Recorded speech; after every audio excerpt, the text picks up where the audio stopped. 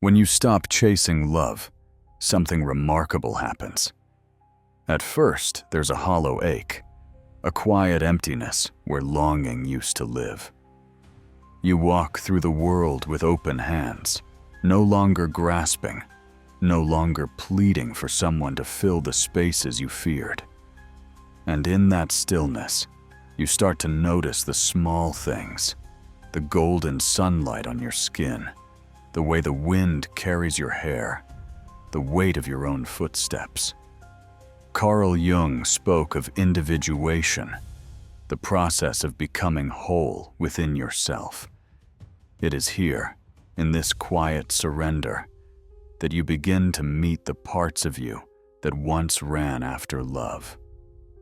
You face your shadow, the hunger, the fear of abandonment, the ache of not being enough. And as you stop chasing, something shifts. Love, once a distant dream, turns and begins its slow walk toward you.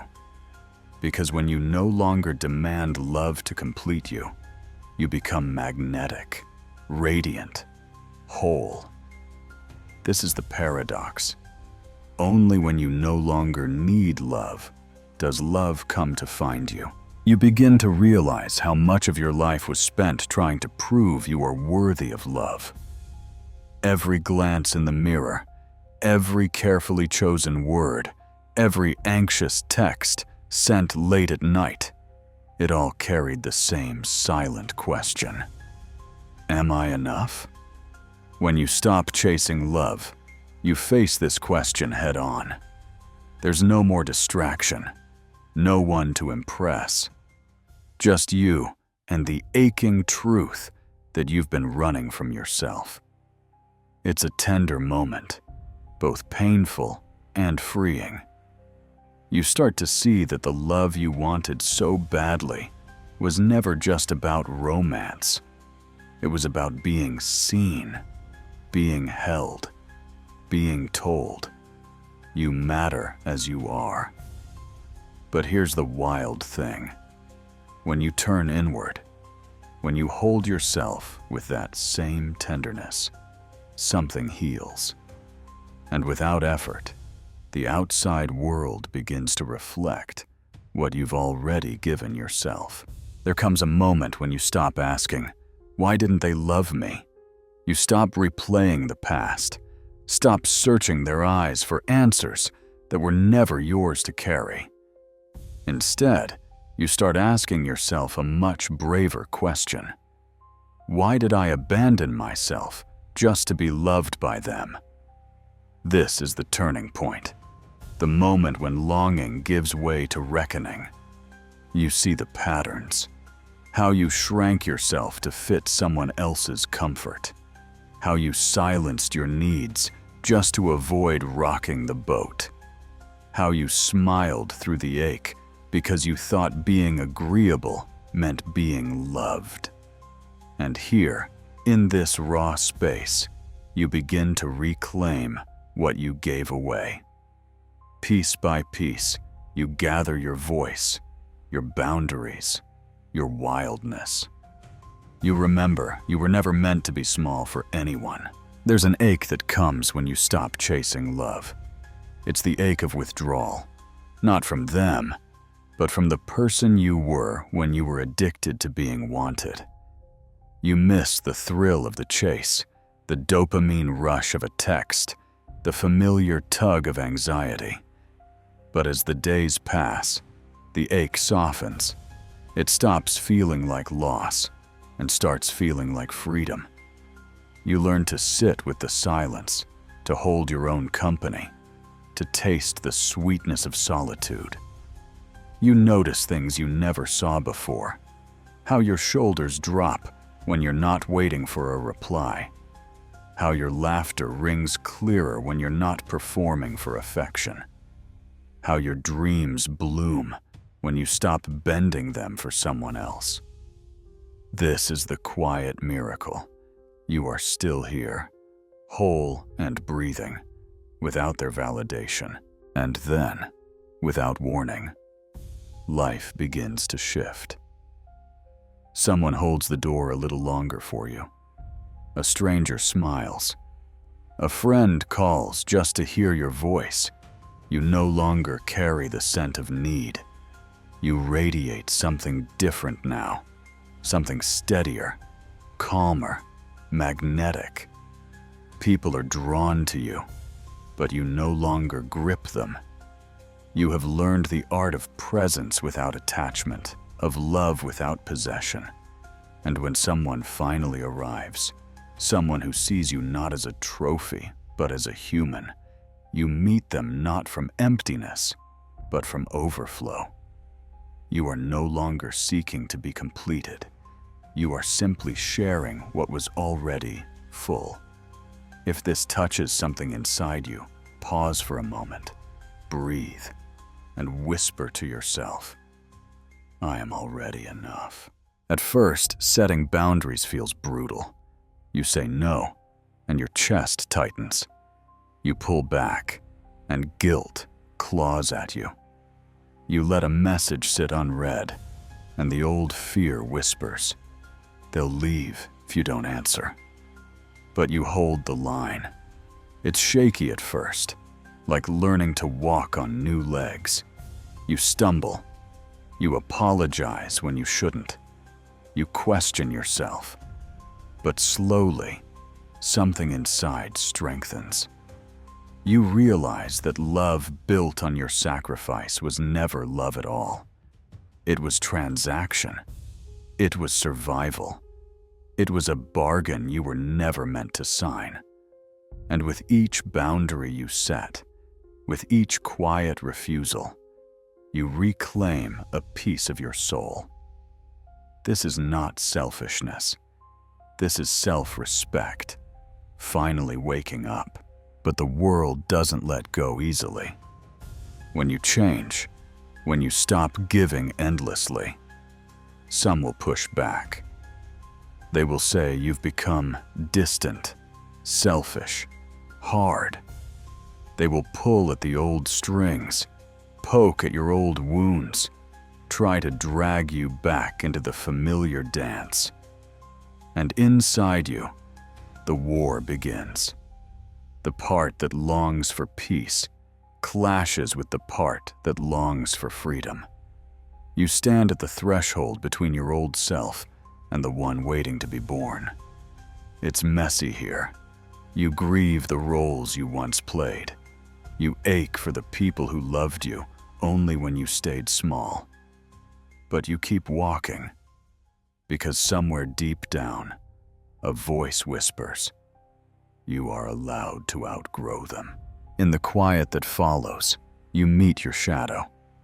Not the monster you feared, but the part of you that carried the hunger, the ache, the desperation for love. You sit with it. You listen. You realize this part wasn't broken. It was just exiled. For years, you tried to silence your loneliness, shame your need, deny your longing.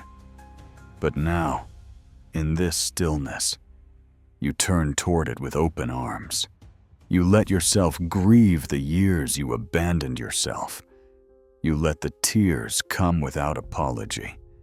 And as you do, something inside begins to soften, to loosen, to heal. This is where the real love begins. Not from them, but from you. Not everyone will understand this transformation. Some will call it coldness. Some will call it rebellion. But the truth is, you are finally coming home to yourself. You no longer perform to be chosen. You no longer shapeshift to avoid being left. You stand as you are, and you let the world reveal who can meet you there. This is where individuation lives, not in perfection, but in wholeness. And yes, Carl Jung was right. The privilege of a lifetime is to become who you truly are. There is a price, there is loss, but there is also a breathtaking freedom on the other side. And in that freedom, Love finds you, not because you chased it, but because you became someone ready to receive it. There's a loneliness that arrives after freedom. Not the loneliness of absence, but the loneliness of shedding old skins. You walk through rooms where you used to shrink, and now you stand tall. You enter conversations where you once stayed silent, and now you speak. And as you do, you notice the space widen around you. Some people step back, some grow quiet, some drift away altogether. It's tempting to chase after them, to shrink again, to become who they remember. But you resist. You hold your ground. Because you know, if you have to lose yourself to keep them, it was never love. This is the ache and the triumph of becoming. You discover that silence is not emptiness, it's power. The more you stop explaining, the more you stop defending, the more people reveal themselves. Those who demand access to every corner of you will call you distant. Those who relied on your chaos to soothe their own will call you cold. But you are learning to listen not to noise, but to truth. You watch how people handle the gaps you no longer fill. Some will rage, some will vanish, some will rise to meet you. And in the stillness you realize, not every absence is a loss. Some are doorways. There's a raw beauty in the space between who you were and who you are becoming. It's tender, it's fierce, it's full of contradiction. You grieve old dreams even as you birth new ones. You miss people who never really saw you. You stumble, you rise, you stumble again. And through it all, you keep moving. Because this is the work, the messy, holy work of reclaiming yourself. It's not clean. It's not pretty. It's not always triumphant. But it's real. And in a world of masks, realness is the most beautiful rebellion. You start to notice the quiet gifts of this journey, the peace of your own company, the joy of saying no, the relief of no longer performing. You watch your reflection, and for the first time, you see someone you don't want to abandon. You taste the sweetness of self-trust. And as you walk through the world, love begins to whisper at your door. Not the loud, grasping love you once chased, but the steady, grounded love that rises to meet you. Because you've become someone who doesn't need love to survive, only to enhance what is already whole. Not everyone will celebrate your awakening. Some will resent the new you, the one who no longer bends, no longer breaks, just to keep the peace. You will hear their accusations. You've changed. You're selfish now. You're so cold. And part of you will ache to prove them wrong. But listen, this ache is the final test. It's the part of you that still longs to belong, that still wonders if you must shapeshift to earn love. Here's the truth. The ones who truly see you will not punish your growth. They will not cling to your old self like a lifeline. They will rise with you, or they will drift away. And though it hurts, you will let them. Because the price of authenticity is the loss of those who only loved your mask. The nights get quieter. You lie in bed, hands on your chest, listening to the steady beat of a heart that no longer races to please.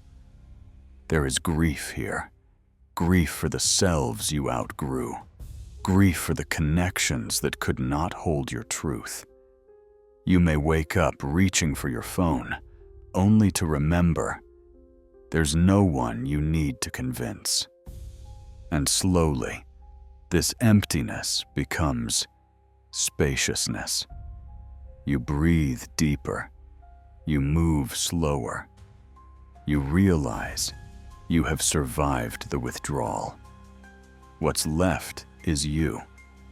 Not the desperate version, not the abandoned version, but the anchored, steady, quietly radiant you. And in that stillness, something beautiful begins. Life starts to send back to you what truly matches your peace. You begin to live less from reaction and more from choice. You no longer rush to answer. You no longer explain your no. You no longer overstay in places where your soul feels restless. And people notice. Some are drawn closer, magnetized by your quiet strength. Some pull away, unsettled by the mirror you now hold up. But you stay steady. You've learned that your peace is not up for negotiation. You know now that love is not about earning, proving, or sacrificing. Love, the kind that lasts, arises when two whole people meet at the edge of their own fullness and say, "I choose you," without losing me. And this is the love that finds you when you stop chasing. In the aftermath, you look back and you no longer ache. You remember the version of you who begged to be chosen, and you send them love. You remember the nights of reaching, and you whisper, "Thank you for surviving." Because without those cracks, you would never have opened. Without the longing, you would never have sought yourself.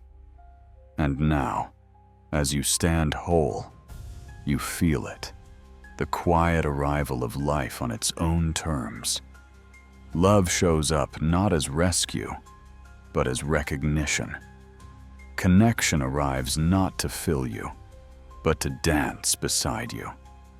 And in this spaciousness, you finally know you were never incomplete. You were always on your way home. Rebirth does not arrive with fireworks or applause. It slips in quietly, in the way you open your eyes one morning and feel lighter. It hums in the simple moments, the cup of coffee you savor, the song you dance to alone in your kitchen, the sunlight spilling across your floor. You realize you are no longer waiting for something to begin. You are no longer holding your breath, waiting for someone to see you, to save you. You have saved yourself. And as you walk through the world now, you bring that quiet light with you. People notice, not the loudness of your presence, but the ease of it. You become a mirror, showing others what it looks like to belong to yourself. And some will be drawn.